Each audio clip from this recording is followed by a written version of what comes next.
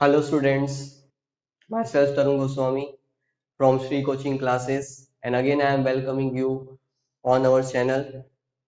So last इसके पहले के जो प्रीवियस सेशन में हमने इकोनॉमिक डेवलपमेंट का फर्स्ट पार्ट देखा था, जिसमें हमने इकोनॉमिक डेवलपमेंट की डेफिनेशन कवर की थी और उसके साथ साथ फीचर्स ऑफ डेवलपिंग इकोनॉमी, ये दो इंपॉर्टेंट क्वेश्चन हमने कवर किए थे।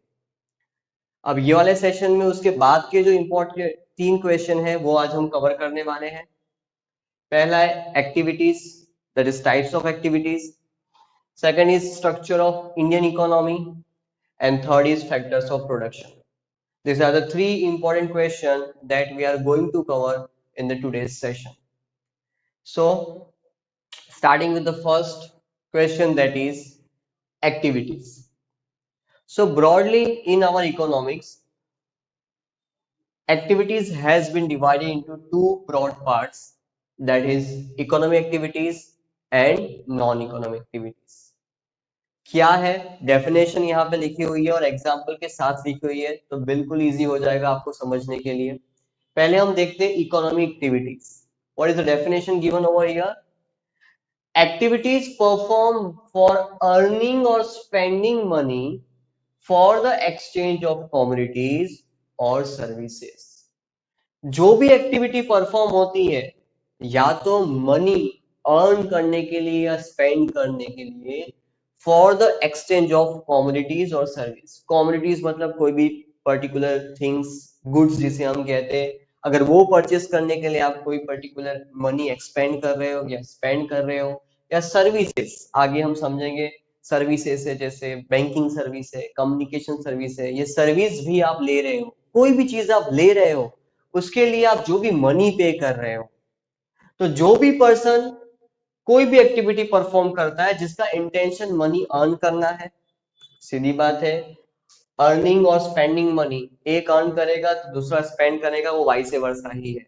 तो जहां पे मनी का इन्वॉल्वमेंट आ रहा है जो भी एक्टिविटी में, जहां पे एक पर्सन मनी स्पेंड कर रहा है तो दूसरा पर्सन मनी अर्न कर रहा है, ऐसे एक्टिविटीज को हम लोग इकोनॉमिक एक्टिविटीज कहते हैं। Example will make it more clear.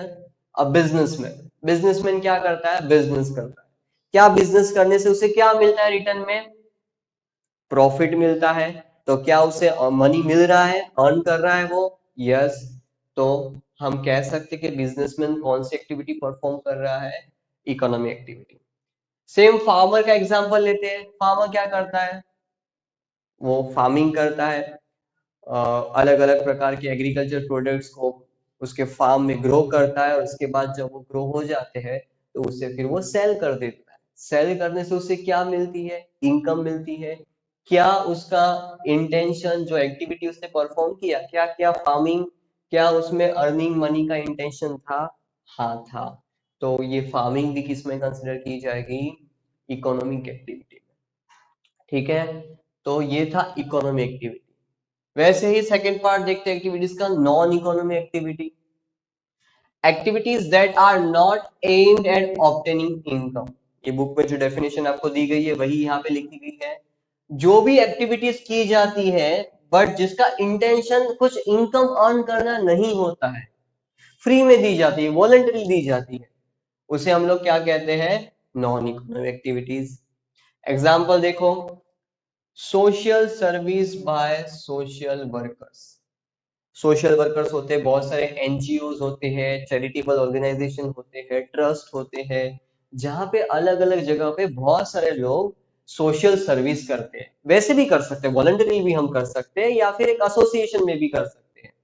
तो जब जो सोशल वर्कर्स जो सोशल सर्विस कर रहे हैं by giving the help to the needy people, to the poor people, तो ये जो हेल्प कर रहे हैं या सोशल वर्क कर रहे हैं, क्या सोशल वर्क जो वो करते हैं उसके सामने कोई पैसे ले रहे हैं लोगों से?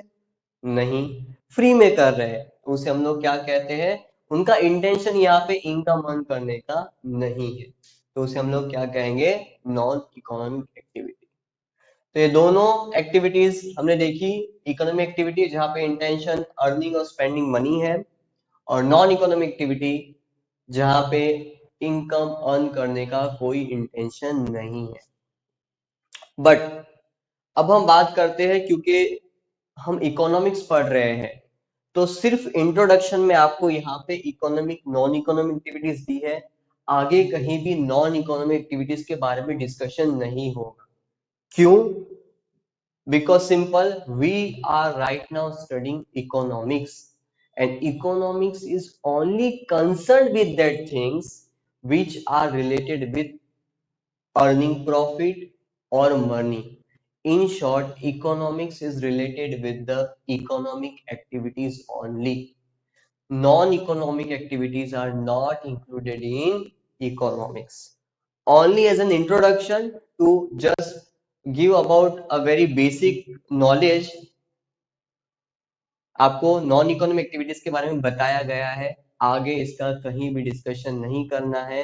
इकोनॉमिक्स का मतलब सिर्फ इकोनॉमिक एक्टिविटीज के बारे में ही स्टडी करना है, नॉन इकोनॉमिक एक्टिविटीज में कवर नहीं होगी। तो ये दो टाइप की एक्टिविटी हमने देखी, ये आपका एक सेपरेट क्वेश्चन। इसके बाद एक और क्वेश्चन है, ये बहुत इंपॉर्टेंट है, स्ट्रक्चर ऑफ इंडियन इकोनॉमी। सी, हमारे कंट्री के अंदर बहुत सारी एक्टिविटी परफॉर्म होती है। एक्टिविटी मतलब हर एक पर्सन कोई ना कोई काम कर रहा है, कोई फार्मिंग कर रहा है, कोई बिजनेस कर रहा है, कोई लॉयर है, कोई चार्टर्ड अकाउंटेंट है, तो कोई लेबर है। तो कितने सारे लोग अलग अलग प्रकार के काम करते हैं, सबका अलग अलग काम करने का तरीका है, और सब लोग उसमें से अपना अर्निंग करते हैं। मतलब इन शॉर्ट सब लोग क्या कर रहे हैं, इकोनॉमिक एक्टिविटी ही कर रहे हैं। ओके, बट इंडिया में इतने सारी एक्टिविटीज है और वो सबको साथ में समझना इजी नहीं है। इसलिए हमारी जो इंडियन इकोनॉमी है उसे ब्रॉडली तीन पार्ट्स में, तीन सेक्टर्स में डिवाइड कर दिया गया है, और जितनी भी एक्टिविटीज है वो ये तीनों में से किसी ना किसी सेक्टर में आएगी ही। So structure of Indian economy is divided broadly in the three sectors, that is primary sector, secondary sector and service sector.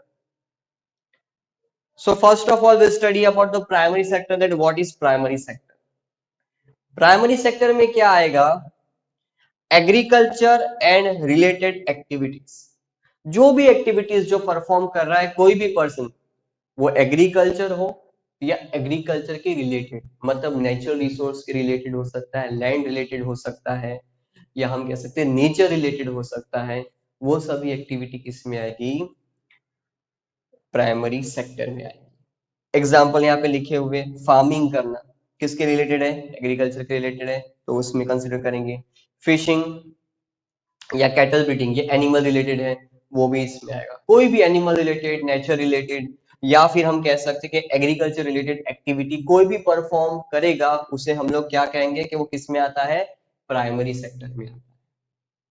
उसके बाद सेकेंडरी सेक्टर में आते हैं, यहां पे क्या आता है, मैन्युफैक्चरिंग। मैन्युफैक्चरिंग का मतलब क्या, कोई भी चीज को बनाने में जब कोई प्रोसेस यूज की जाती है, जनरली मशीन्स के में, मशीन्स, बड़ी बड़ी मशीन्स, आपने शायद सुना होगा कि फैक्ट्रीज में मशीन्स होती है और मशीन्स में अलग अलग चीजें बनती है। आज जो हम लोग बहुत सारी चीजें यूज करते हैं वो कहीं ना कहीं बनी ही है, जैसे कि we can take an example of like chairs, we can take an example of fan, we can take an example of your even your mobile phone। ये सब चीजें क्या कहीं एग्रीकल्चर में से तो कहीं आई नहीं है, वो कहीं ना कहीं कहाँ से आया है कि उसको बनाया गया है, प्रोसेस करके बनाया गया है, कोई मशीनरी में बनाया गया है, किस फैक्ट्री में बनाया गया है, मशीनरी का यूज किया है। तो वो जो चीज है उसे हम लोग क्या कहते हैं, मैन्युफैक्चरिंग। मैन्युफैक्चरिंग मतलब कोई चीज को बनाना जिसमें हम लोग अलग अलग प्रोसेसेस का यूज करते हैं, तो उसे मैन्युफैक्चरिंग कहेंगे। और वो मैन्युफैक्चरिंग सेकेंडरी सेक्टर का पार्ट है। उसमें क्या क्या आता है, कंस्ट्रक्शन आता है, इंडस्ट्रीज आती है, छोटी बड़ी इंडस्ट्रीज है, फैक्ट्रीज है, ये सब किस में आएगा, सेकेंडरी सेक्टर में। थर्ड है, लास्ट है बट बहुत इंपॉर्टेंट है, आज के समय में सबसे ज्यादा इंपॉर्टेंट इसका माना जाता है हमारे कंट्री में, स्पेसिफिकली सर्विस सेक्टर। इसमें अलग अलग सर्विसेज यूज होती है। यहाँ पे प्राइमरी और सेकेंडरी में जो चीजें कंसिडर नहीं होगी वो अल्टीमेटली किस में आ जाएगी, सर्विस। सर्विस का मतलब ये होता है कि कोई भी चीज जो हम यूज कर रहे हैं, जो गुड्स नहीं है, गुड्स जो रहता है उसका कोई फिजिकल फॉर्म होता है, बट सर्विसेज होती है उसका कोई फिजिकल फॉर्म नहीं होता. We can use it but we can't see it. For example, here the example is given: communication, banking, etc. Banking, bank जो हमें सर्विस देती है, बैंकिंग, हम बैंक देख सकते हैं बट क्या बैंकिंग को देख सकते हैं, उसकी सर्विस को देख सकते हैं? नहीं, खाली हम उसकी सर्विस का बेनिफिट ले सकते हैं, उसे सर्विस कहते हैं. कम्युनिकेशन, आप जो मोबाइल से एक दूसरे को कॉल करते हो, ये कम्युनिकेशन करते हो, तो क्या वो आप देख रहे हो? नहीं देख सकते हो. क्यों? क्योंकि वो सर्विस है, वो इनविजिबल होती है, तो वो सर्विस सेक्टर में आता है. ठीक है. तो सर्विस सेक्टर में बहुत सारी दूसरी भी है, बैंकिंग है, इंश्योरेंस है, कम्युनिकेशन है, हेल्थ है. हॉस्पिटल्स में जो आप जाते हो तो वहां पे आपको सर्विस दी जाती है, तो वो सर्विस में आएगा. तो सर्विस सेक्टर बहुत बड़ा है हमारे इंडिया में. सो ये 3 ब्रॉड सेक्टर्स हैं जिसमें सभी एक्टिविटी आ जाएगी. कोई ऐसी एक्टिविटी नहीं जो ये तीनों में से इंक्लूड नहीं होती है. या तो वो प्राइमरी में आ जाएगी, या तो वो सेकेंडरी में आ जाएगी, और ये दोनों में अगर वो नहीं आती है तो सर्विस में तो आ ही जाएगी. ठीक है. फिर से एक बार, प्राइमरी में सिर्फ एग्रीकल्चर और उसके रिलेटेड एक्टिविटीज, जहाँ पे जो भी एक्टिविटीज एग्रीकल्चर, फार्मिंग और नेचुरल रिसोर्सेज के रिलेटेड होगी वो सब इसमें आएगी. After that coming to the secondary sector, इसमें मैन्युफैक्चरिंग, जिन चीजों को प्रोसेस करके बनाया जा रहा है उसे मैन्युफैक्चरिंग में लेंगे, जिसमें इंडस्ट्री है, कंस्ट्रक्शन है, वो सब आ जाता है. और थर्ड है सर्विस सेक्टर, जहाँ पे सर्विसेज, जो इनविजिबल चीजों को हम यूज करते हैं, उसमें कम्युनिकेशन आ जाता है, बैंकिंग आ जाता है. मैं आपको एक एग्जांपल देता हूं जो तीनों में आता है, तो आप रिलेट कर सकते हो. See, growing a sugar cane किसका एग्जांपल होना चाहिए? Growing a sugar cane by a farmer. Growing a sugar cane on a farm, farming, that is primary sector में आया. तो शुगर कैन अगर आप कोई फार्मर है, वो अगर ग्रो कर रहा है तो वो प्राइमरी में आएगा. बट वो शुगर कैन को ले जाया जाता है फैक्ट्री में, और उसके ऊपर कुछ प्रोसेस करके शुगर कैन में से शुगर बनाई जाती है. तो अब शुगर क्या हुआ? शुगर, शुगर के ऊपर क्या अप्लाई किया? कुछ प्रोसेस अप्लाई की, कोई मशीनरी में, कोई फैक्ट्री में, तो वो किस में आना चाहिए? सेकेंडरी सेक्टर में आना चाहिए. सिंपल. और जब ये शुगर प्रोड्यूस हो जाती है तो इसे हमें मार्केट में ले जाना पड़ता है. तो मार्केट में ले जाने के लिए भी हमें कुछ चाहिए, ट्रांसपोर्टेशन सर्विस चाहिए. या फिर जो सामने है, सपोज यहाँ पे मैन्युफैक्चरर है और यहाँ पे होलसेलर है, तो उसके साथ कम्युनिकेशन करने के लिए कम्युनिकेशन सर्विस चाहिए. तो जब आप कम्युनिकेट करोगे तो कम्युनिकेशन सर्विस आएगी. जब ये गुड्स को आप मार्केट में भेजोगे तो ट्रांसपोर्टेशन सर्विस आएगी. मतलब हम देख सकते हैं कि अगर हमारे आजू बाजू देखें तो ये तीनों की तीनों एक्टिविटी बहुत ज्यादा इंपॉर्टेंट है. जो चीजों को बेसिकली प्रोड्यूस किया जाएगा फार्मिंग में, एग्रीकल्चर में, वो प्राइमरी में आएगी. बाकी चीजें जो बन जाती है, मैनमेड होती है, नॉर्मली हम उसे सेकेंडरी में भी कन्वर्ट कंसिडर करते हैं. और सर्विस सेक्टर हर जगह पे अवेलेबल है. Getting? So there is broadly about a structure of Indian economy and just 3 sectors. It is very important question from the examination point of view. तो ये था सेकंड क्वेश्चन. और एक और थर्ड क्वेश्चन हमने यहाँ पे लिया है, फैक्टर्स ऑफ प्रोडक्शन. सी, क्योंकि अब यहाँ पे हम सेकेंडरी सेक्टर की बात कर रहे हैं तो प्रोडक्शन यहाँ पे इंपॉर्टेंट है. प्रोडक्शन मतलब वही, कोई भी चीज को प्रोड्यूस करना, कोई मोबाइल है उसे प्रोड्यूस करना, कोई फैन है उसे प्रोड्यूस करना, मैन्युफैक्चर करना. तो उसके लिए कुछ चीजों की जरूरत होती है, उसके बिना वो चीजें प्रोड्यूस नहीं हो सकती. तो what are the factors of production? कौन से ऐसे फैक्टर्स है जिनको जरूरियात है, उनके बिना कोई चीज आप प्रोड्यूस नहीं कर सकते? So broadly, 4 factors of production are there which are very compulsory to produce anything. The first, which is land. आप जहां पे भी अपना प्रीमाइसेस, फैक्ट्री या इंडस्ट्री सेटअप करोगे तो वो कोई लैंड पे ही होगी. तो सबसे पहले आपको लैंड एक्वायर करनी होगी जहां पे आप अपनी फैक्ट्री ओपन करोगे और मैन्युफैक्चरिंग का काम स्टार्ट करोगे. सबसे पहला फैक्टर लैंड. दूसरा है कैपिटल. लैंड तो ले ली, उसके बाद कुछ मशीनरी भी चाहिए, कुछ इंस्ट्रूमेंट्स भी चाहिए, टूल्स भी चाहिए.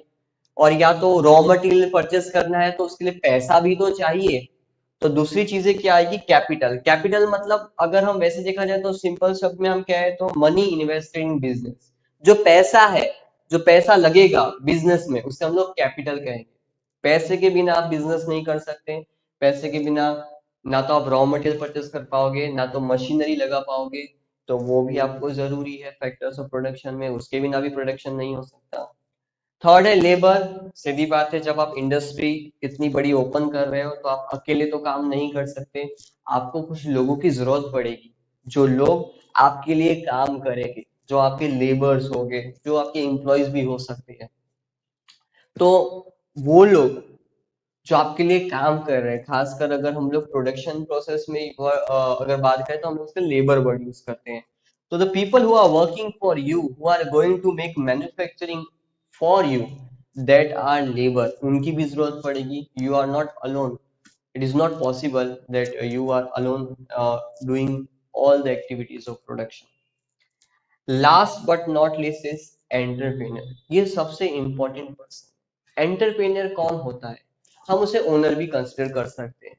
एंटरप्रेन्योर मतलब वो पर्सन जो ये 1, 2 एंड 3 मतलब लैंड, कैपिटल और लेबर, ये तीनों की अरेंजमेंट करता है, तीनों को कोऑपरेट करके फाइनली मैन्युफैक्चरिंग का काम या प्रोडक्शन का काम स्टार्ट करके कंप्लीट करता है। ये पर्सन की रिस्पॉन्सिबिलिटी है, हम इसे ओनर भी कह सकते हैं, जिसका काम क्या है, लैंड की अरेंजमेंट करो पहले, कैपिटल की अरेंजमेंट करो, लेबर की अरेंजमेंट करो, तीनों को साथ में अरेंज करके अब जो प्रोडक्शन का काम है वो कंप्लीट करेगा, उस वो एंटरप्रेन्योर। तो ये इंपॉर्टेंट पर्सन है, इनके बिना ये तीनों का कोई इंपॉर्टेंस नहीं है, ये बहुत जरूरी है। और इसे हम ओनर भी कह सकते हैं, जो सबको साथ में लेकर काम करेगा और फिर प्रोडक्शन पॉसिबल। तो ये फैक्टर्स ऑफ प्रोडक्शन में चार फैक्टर्स है। फैक्टर्स प्रोडक्शन मतलब the factors which are compulsory needed for the production, without any of the missing over here you are not able to produce anything. Which are they? First one is land, second one is capital, third one is labor, and fourth one is entrepreneur. So these are the four factors for the production.